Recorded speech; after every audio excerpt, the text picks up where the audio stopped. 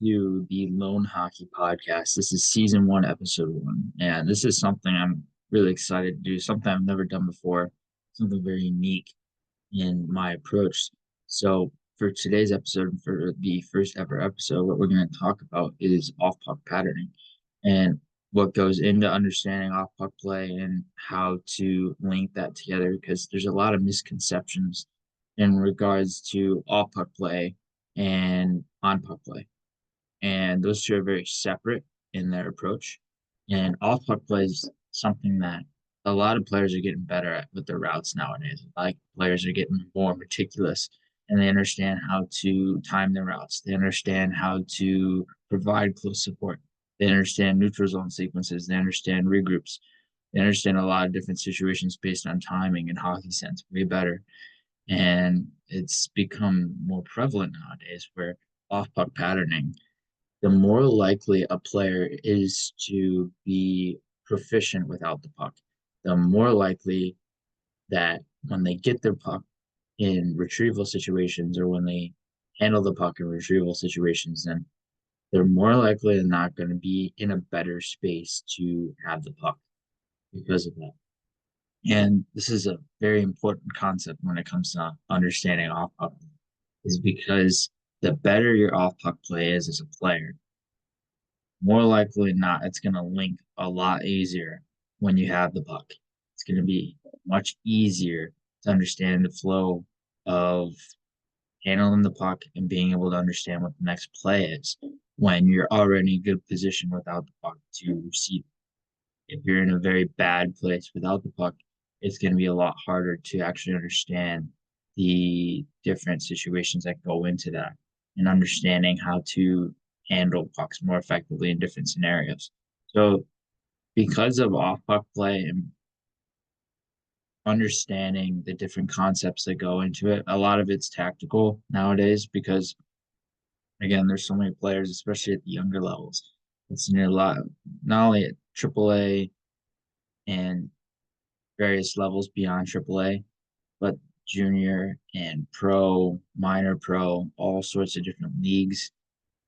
A lot of players are becoming smarter and faster when it comes to their reads nowadays, naturally speaking, because there's so many resources available for so many different players nowadays. And it becomes so much easier for players to understand the ebbs and flows of the game. So off puck play, a lot of components that go into it is hockey sense related. So we're tying in hockey sense with off puck play, and it's understanding support and understanding how to provide space in a very different way. So, for example, if you're the weak side defenseman, and the weak side defenseman is a very fascinating concept, very fascinating study. There's not much information about the weak side defenseman available in tactical analysis within the game. Even nowadays, there's not much out there. It could be even in transition sequences or rush sequences or breakout situations where a lot of the weak side D gets so like it just people don't usually remember. People don't usually remember the weak side D that often. That's what I was trying to say. And so with the weak side D as an example here, if the weak side D is positioning him or herself in a really good spot without the puck and finding those space and finding different support options and being able to be a support option and not only on line rush but also in the ozone, there's so much activation purpose that a team can generate around that. Just having that activation from one player. So I think of, for example, Colorado could be a really example in how they utilize a weak side D. I wouldn't say it's a foundation of their system, but they do incorporate different situations and different tactical situations where the weak side D is activating not only on the rush, but in the ozone. We see him on the flanks, we see him on the wall coming downhill. Like there's a lot of different situations where that weak side D, especially when it comes to off puck plays, becomes very important for the whole system of the team in a certain sequence. And it's a fascinating concept with the weak side D to understand that. And I would say that's the primary position where there could be a lot more interesting studies done on that. And not only in regards to off puck play, but other situations as well. The weak side D has a lot of potential to link together the whole system of a team. And again, this is in various settings as well. So off puck play, another thing that's important when it comes to off puck play is adaptability and close support. So adaptability, it's pretty much quintessential, and being able to adapt to the ebbs and flows of the game, it's important at younger levels.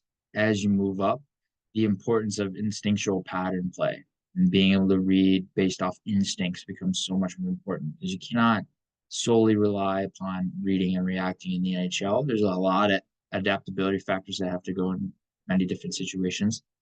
And being able to adapt in and of itself to off puck patterning is very important to providing option for teammates as well. So by being adaptable and by being in space and being in situations that are favorable for not only yourself as a player, but also your teammate, that's going to be very, very important to understanding different components that go into off.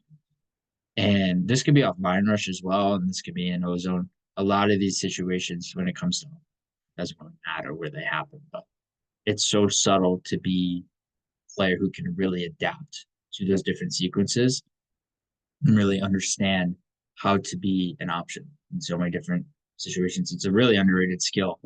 And for example, playing between checks is something that links together sort of that adaptability element and off puck play because playing between checks, if a player is consistently playing between their check, they're a guy who's constantly or girl who's constantly on the move and they're providing so many different outlets in terms of space and they're understanding how to move without defenders pinpointing them right away. That's a really underrated skill when it comes to off puck plays. And so in regards to playing between checks, it's really difficult sometimes, I would say, more in regroup situations and staying above pucks because sometimes players, when they're coming back to regroup, there's going to be forecheck pressure on them.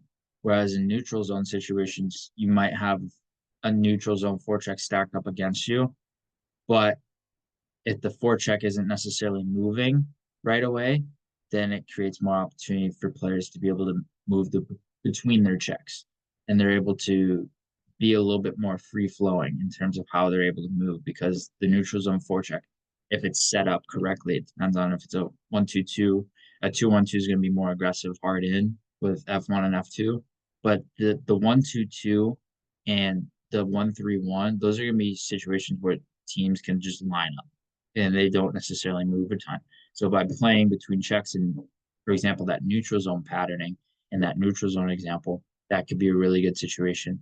In the offensive zone, again, it gets tough based on different sequences because coming off the cycle, there could be man-on-man pressure. It could be a man-on-man hybrid zone structure for the defensive zone coverage of that team, but likely coming down the cycle, coming on the walls, half wall area, there's going to be more pressure and added pressure because when teams come back up high, there's going to be a little bit more pressure to the point because they're going to try to get the puck outside the zone. So, in regards to playing between checks in the offensive zone, part of it, and again, this ties back into a few examples. Carolina could be another one. Vegas could be a good one. And Vegas has done a really good job in recent years of being able to apply the activation in zone offensively. Toronto's a good one. More so New Jersey now since Sheldon Keefe's there. And Sheldon Keefe, he loves to have D on the rush, D active in the offensive zone. So New Jersey will definitely be seeing some of that. Probably see it with Luke Hughes, Dougie Hamilton, those type of players, and some others as well. And just the important concept. Colorado is another one. Just the important concept of tying in playing between checks with off puck play and playing between checks inside the offensive zone, specifically speaking. So with doing that inside the offensive zone, like I mentioned, there has to be a rotation element. There has to be a situation where players are constantly moving and they have to be not necessarily free flowing because there has to be a system in place and a systematically speaking element in place. So that way the players still know what their routes are and their timing. But at the same time, free flowing in the sense of how possession can be oriented. It can be something where it's almost like a Russian style possession system in order to stay in between checks. That could be a really good example, and really prime example. I think back to the Russian five in the 90s when they had on the back end, they had Slava Fetisov, Vladimir Konstantinov, and then up front you have Slava Kozlov, Igor Larionov, who got traded there, and then of course Sergei Fedorov, the Hall of Famer. So with the Russian five, they were so effective inside the offensive zone at lurking between their checks. And if they didn't like a situation, they wouldn't be afraid to cycle back all the way back to the D zone. And they weren't necessarily the most meticulous of planners defensively, and they weren't necessarily based on their system. They weren't necessarily super ready to give up a ton defensively. But if they had the puck more often, it was much easier for them to operate because they're playing defense less. So it makes more sense when they're playing more in the offensive zone that they don't really need to rely on their defensive skill that much and defensive habits. So with the Russian five, the ebbs and flows with their possession, and especially in the offensive zone, how they're able to play between checks, move constantly without the puck, and be able to provide different passing options for each other while maintaining close support was really fascinating and a really good evolution of how Russian hockey has somewhat transformed into the modern day game. It's not necessarily complete. There's still some North American habits that are going to stick out tremendously in the NHL, but a lot of the Russian system and how they play the game has really been applied to the modern day NHL more often. So again, when it comes to off puck play, there's a lot of different support options when it comes to being able to create triangles as well. And triangular play, this is something that dates back sort of to the Phil Jackson era, the Chicago Bulls. I remember reading something about this where Phil Jackson, he created his own at the time. It was built off past knowledge and past coaching and stuff like that and past geniuses that he's worked with. But he evolved to structure an offense, a triangle based offense. And I don't know the whole outcome of it because I don't really understand basketball that well. But essentially, what it was trying to do is trying to create triangles in all forms of the court. So it's essentially like a Russian system in a way with hockey, where you noticed how every time the Russians passed the puck, they would create little triangles. They would create little sequences of triangles within this could be in the offensive zone, this could be in the neutral zone, this could be wherever. They create little triangles of space. And it's pretty similar to the system that Phil Jackson implemented with the Chicago Bulls in the 90s, where he utilized a triangle based offense and being able to have different triangles set up across the court and across that offensive side of the court to where there would be an option to open almost everywhere.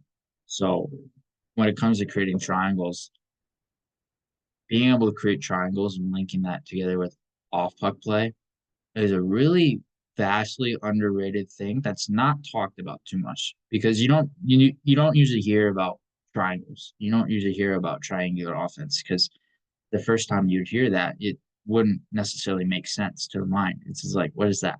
You would have to explain it more in depth to really get a firm grasp on what that actually means and how to actually apply them in hockey. It's not just, oh, go out and create triangles. Like there's no there's no meaning behind that. There's no sense of purpose behind it.